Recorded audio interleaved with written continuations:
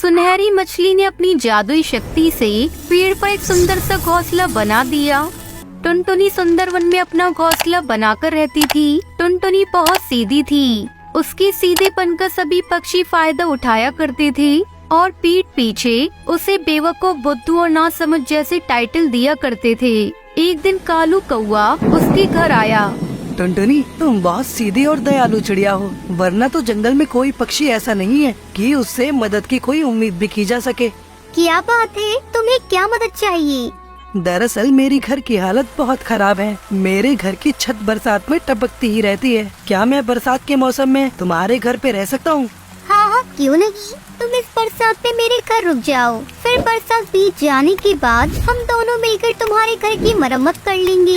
ठीक है टुनटुनी, अभी जाकर अपना सामान ले आता हूँ। तब तक आप लोग कमेंट में बताएं 5 into 5 कितने होते हैं। कालू उसी दिन घर में शिफ्ट हो गया। कालू बहुत ही आलसी कौवा था। वो कोई काम नहीं करता था, वो बस खाता और सोता है। टुनटुनी ने सोचा, चलो कुछ दिनों के मेहमान से क्या काम करवाना। वो स्वयं उसके सारे काम कर दिया करती थी। एक दिन टुनटुनी नदी के किनारे दाना ढूंढने गई तो उसे किसी की पुकारने की आवाज सुनाई दी। कोई है? कृपया मेरी मदद करो। टुनटुनी ने सुना तो आवाज की दिशा में गई। उसने देखा कि छोटे से गड्ढे में एक सुनहरी मछली फंसी हुई है। शायद नदी की नहर के साथ बहकर गड्ढे में फंस गई होगी। टुनटुनी उसे सावधानी से उठाकर नदी के पानी में छोड़ दिया। वाह टुनटुनी, तुम तो बहुत अच्छी चिड़िया हो। मेरी जान बचाने के लिए शुक्रिया। अरे, तुम्हें मेरा नाम कैसे पता? तुम तो रोज यहाँ दाना चुगने आती हो और मैं रोज यहाँ ठंडी हवा खाने आती हूँ। मैं तो तुम्हें रोज देखती थी। तुम्हारे साथी पक्षियों के मुंह से तुम्हारा नाम भी सुना था, पर तुम मुझे नहीं जानती। मेरा नाम सुनहरी मछली है। ओह, तो ये बात है। सुनहरी मछली, तुम तो बहुत सुंदर और प्यारी हो। तुम्हारा रूप तुम्हारे नाम की तरह सुनहरा है। तुमने कुछ ज्यादा ही तारीफ कर दी। धन्यवाद। क्या तुम मेरी मित्र बनोगी? हाँ, वैसे भी मेरा कोई दोस्त नहीं है। सभी पक्षियों को लगता है कि मैं बुद्धू हूँ और मुझ में आजकल के जमाने के अनुसार चतुराई नहीं है, तो इसलिए वो सब मुझसे मतलब से बात करते हैं, वरना पीठ पीछे मुझे बुद्धू बोलकर मेरा मजाक बनाते हैं। तुम ये बात जानते हुए फिर भी तुम उनकी सहायता करती हो, पर क्यों? क्योंकि मेरी माँ कहती थी कि हर पक्षी अलग होता है और सब में कुछ न कुछ खास होता है। अब अगर मैं उन जैसी बन गई तो फिर मैं टुनटुनी नहीं बन पाऊंगी, इसलिए मैं अपने आप को किसी के कहने पर बदल नहीं सकती। वाह टुनटुनी वाह, मैं तुम्हारी फैन बन गई। ये हर जीव जंतु की अपनी विशेषताएं होती हैं और उन्हें अपनी योग्यता पर भरोसा होना चाहिए। कुछ दिन के बाद टुनटुनी को जब भी समय मिलता वो नदी किनारे सुनहरी मछली को आवाज लगाती और सुनहरी मछली वहाँ तुरंत आ जाती। बरसात के दिनों में टुनटुनी सुनहरी मछली से मिलने कम ही जा पाती थी। कुछ समय बाद बरसात का मौसम बीत गया तो एक दिन कालू के पास गई। कालू भाई, बारिश का मौसम समाप्त हो चुका है। चलो अब हम दोनों मिलकर तुम्हारा घोंसला फिर से बनाते हैं ताकि तुम उसमें रह सको। क्यों? मैं क्यों बनाऊं घोंसला? तुम अपने लिए घोंसला खुद बनाओ और आज से ये मेरा घर है और खाली कर दो इसे। तुम्हारा घर? ये क्या कह रही हो? ये तो मेरा घर है। देखो टुनटुनी, अब ये मेरा घर है तो मैं तो यहाँ से कहीं नहीं जाने वाला और तुम यहाँ अब और नहीं रह सकती। तुम पर तरस खाकर मैंने बरसात में तुम्हें यहाँ रहने दिया, अब तुम्हें जाना होगा। कालू को वो धक्के मारकर टुनटुनी को घर से निकाल देता है। कई पक्षी शोर सुनकर अपने घरों से निकल आए। अरे कालू, क्या कर रहे हो? टुनटुनी को उसके ही घर से धक्के देकर क्यों निकाल रहे हो? क्या बताऊं तोताराम, इसने अपना घर मुझे बेच दिया है और कहा कि बरसात के बाद ये घर खाली कर दूंगी, पर अब जाने का नाम ही नहीं ले रही है। नहीं, ये झूठ बोल रहा है। बरसात से बचने के लिए ये मेरे घर आया था। जो झूठ क्यों बोल रही हो? मैंने अपना पुराना घर सुंदरी कौवी को बेचकर तुम्हें पैसे दिए थे। हाँ, मैंने कालू से उसका घर बरसात के पहले ही खरीद लिया था। टुनटुनी, तुमसे ऐसी उम्मीद नहीं थी। जब तुमने घर के पैसे ले लिए हैं, तो तुम्हें घर खाली कर देना चाहिए। बेचारी रोती हुई नदी किनारे पहुंची। उसने सुनहरी मछली को आवाज भी नहीं दी, बस वहीं बैठकर रोने लगी। उसके रोने की आवाज सुनकर सुनहरी मछली खुद बाहर आई। क्या हुआ? तुम रो क्यों रही हो?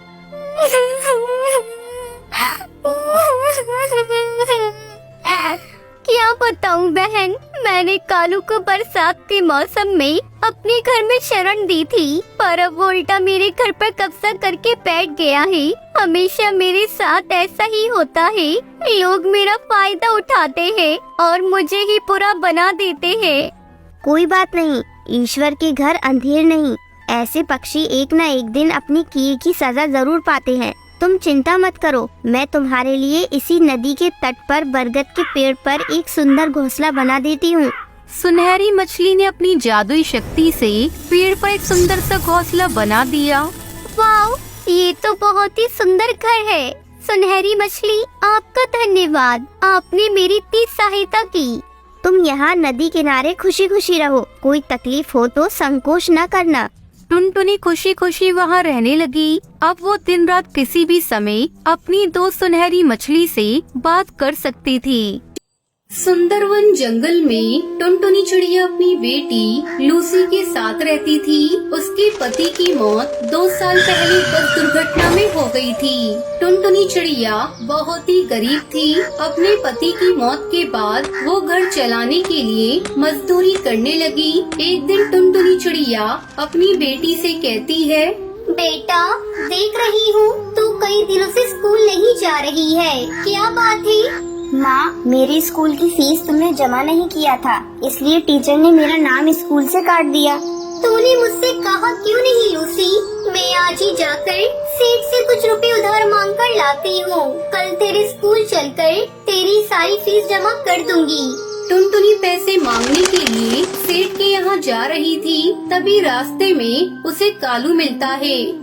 क्यों नहीं टुनटुनी, कहाँ जा रही है? कितनी बार तुझसे कहा है तू मुझसे शादी कर ले, पर तू मानती नहीं। तुझे पता है ना मैं तुझसे कितना प्यार करता हूँ, पर तूने मेरा प्यार ठुकरा कर उस कमबख्त बंटी से शादी कर ली। अब तो वो भी नहीं रहा, अब भी समय, तू मुझसे शादी कर ले, मैं तुझको रानी बना कर रखूंगा। रानी, मेरा इतना बड़ा घर है, बस एक घर वाली की कमी है। ये क्या बदतमीजी है कालू, तू हर बार मेरा रास्ता क्यों रोक लेता है? टुनटुनी रानी, तुम इतना क्यों भड़क रही हो?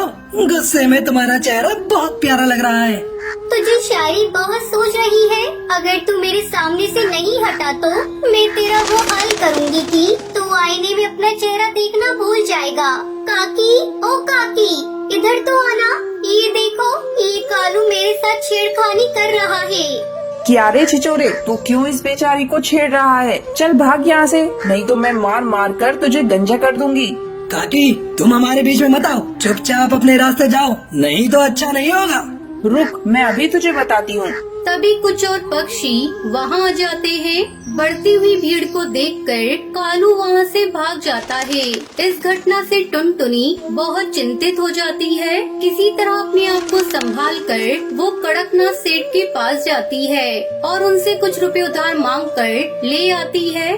ये देख लूसी बेटा, मैं पैसे उधार लेकर आ गई। अब मैं कल चलकर तेरे स्कूल में तेरा दाखिला फिर से करवा दूंगी। मैं चाहती हूँ तो खूब पढ़े, मेरी तरह अनपढ़ ना रहे। माँ, वो सब तो ठीक है, लेकिन तुम इतनी उदास क्यों दिखाई दे रही हो? सेठ ने कुछ कहा है क्या?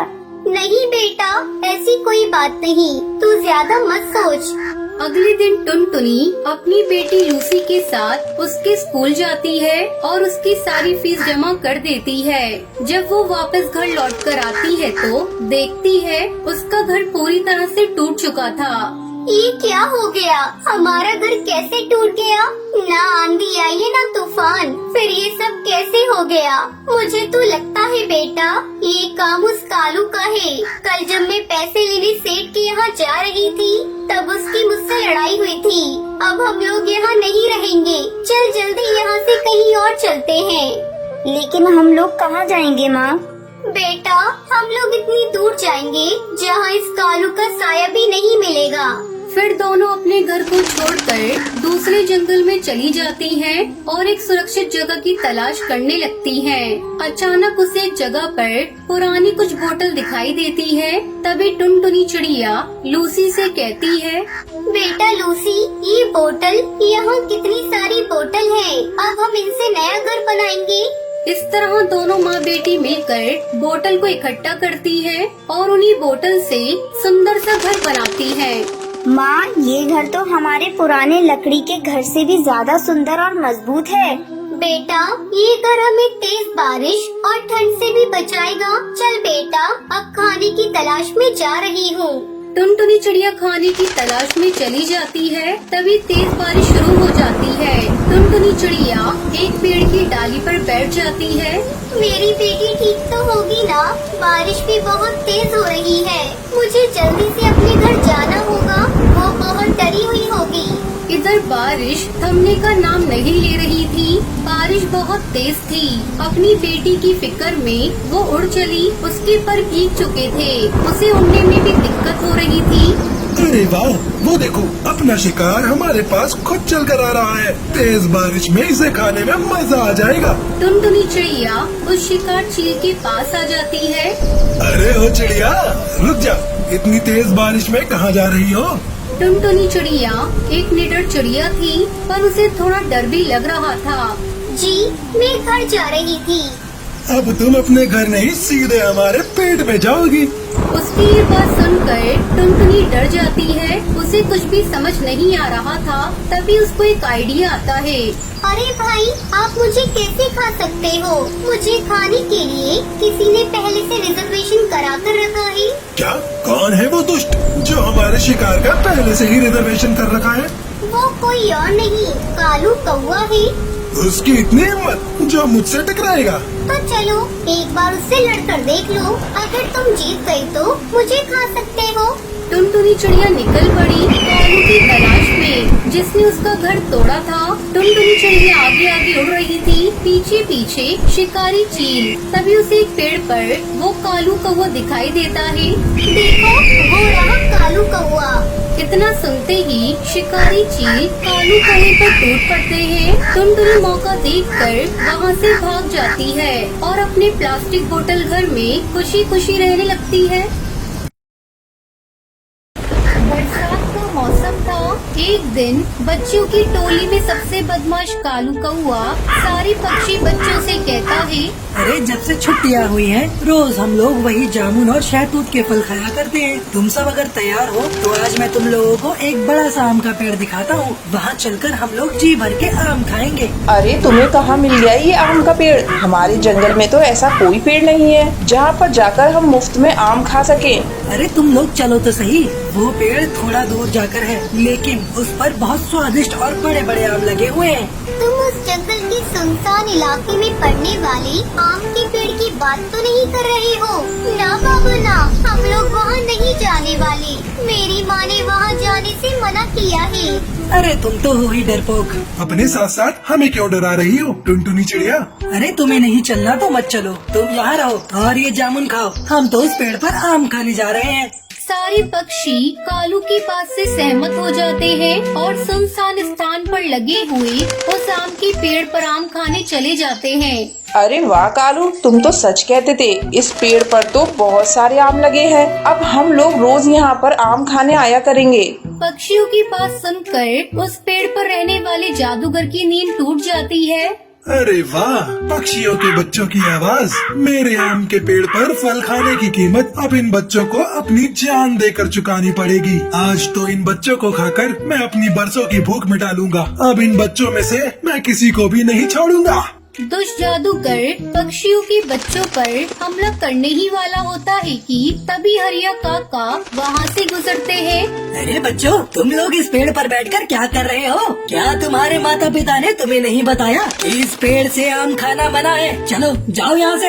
हरिया काका को वहाँ देखकर सारे पक्षी बच्चे डर जाते हैं और तुरंत वहाँ से उड़ जाते हैं।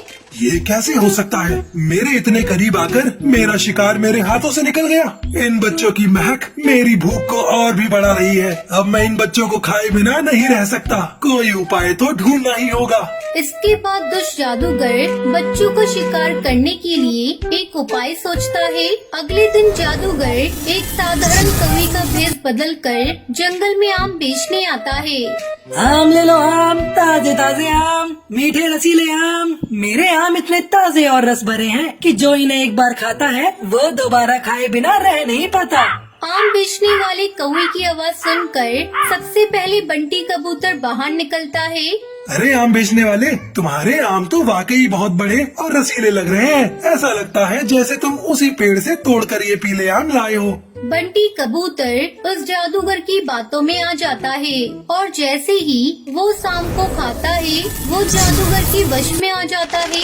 एक शिकार का इंतजाम तो हो गया, बाकी के शिकार को और ढूंढना है। मैं किसी को भी नहीं छोड़ूंगा। तुम सबको चुन चुन के अपने आम के पेड़ पर ले जाऊंगा। इसके बाद बंटी कबूतर सम्मोहित होकर खुद ही उस आम के पेड़ के पास जाने लगता है। थोड़ी दूर जाने पर इससे पहले कि कोई और पक्षी मुझे देखे, जल्दी जल्दी उन बच्चों को ये आम खिला देता हूँ और पकड़कर अपने पेड़ पर ले जाता हूँ। तभी जादूगर को टुनटुनी चिड़िया अपने घर के बाहर खेलती हुई दिखाई पड़ती है। अरे आओ आओ छोटी चिड़िया, तुम्हें भी आम बहुत पसंद है ना? लो मेरे आम खाकर देखो। नहीं नहीं, मेरे पास आम खरीदने के लिए पैसे नहीं है। मुझे तुम्हारे आम नहीं चाहिए। तुम्हारे जैसे छोटे छोटे बच्चों को मैं मुफ्त में आम देता हूँ। मैं तुमसे पैसे नहीं लूंगा। आओ मेरे पास आम देखो कैसा है। नहीं, मैंने कहा ना मुझे आम नहीं चाहिए। मेरी माँ ने अजनबी पक्षियों से कुछ भी लेने को मना किया है। बड़ी जिद्दी है ये चिड़िया, लगता है ऐसे नहीं मानेगी। इतना कहकर वो अपने जादूगर रूप में आ जाता है। मैंने कहा ना, जल्दी से आम खा ले, खा जल्दी से, जल्दी खा। जादूगर जबरदस्ती टुनटुनी चिड़िया के मुंह में आम का टुकड़ा डाल देता है, जिसके बाद वो भी सम्मोहित होकर वहाँ से आम के पेड़ की ओर उड़ जाती है। इसी तरह वो दुष्ट जादूगर बारी बारी से जंगल के सभी पक्षियों को वश में करके अपने आम के पेड़ पर ले जाता है। कुछ देर बाद जंगल में अपने बच्चों को गायब पाकर सारे पक्षी रोने लगते हैं।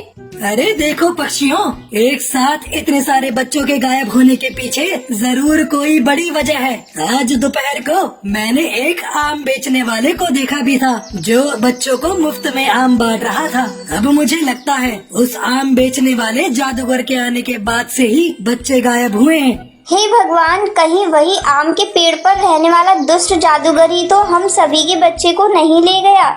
इसके बाद सभी पक्षी उस आम के पेड़ के पास पहुंचते हैं, जहां पर आम की जगह उनके बच्चे पेड़ पर लटके हुए दिखाई पड़ते हैं। सभी पक्षी अपने बच्चों के ऐसी हालत में देखकर रोने लगते हैं। अगर अपनी जान प्यारी है तो सब के सब चले जाओ, वरना तुम्हारे बच्चों के साथ साथ आज तुम लोग भी मारे जाओगे। देख, इन मासूम बच्चों को जाने दे और इस जंगल को छोड़कर चला जा, नहीं तो आज मैं तुझे नहीं छोड़ने वाला। अगर तू मुझे कैद करेगा तो तू भी मारा जाएगा। चला जा यहाँ से, ये बच्चे मेरे शिकार हैं। जादूगर की बात सुनकर हरिया काका एक लाल रंग का धागा पेड़ पर बांध देते हैं। इससे जादूगर चीखने लगता है। अरे अंकल, इन जादूगर अंकल को मत मारिए। ये तो बहुत अच्छे अंकल हैं। इन्होंने हमें मीठे मीठे आम भी खिलाए। बच्चों की मासूम बात सुनकर जादूगर को अपने किए पर बहुत पछतावा होता है और वो माफी मांगकर सभी पक्षी बच्चों को आजाद कर देता है। सभी बच्चे भी और सभी पक्षी जादूगर को धन्यवाद करते हैं और वहाँ से चले जाते हैं और खुशी खुशी रहने लगते हैं।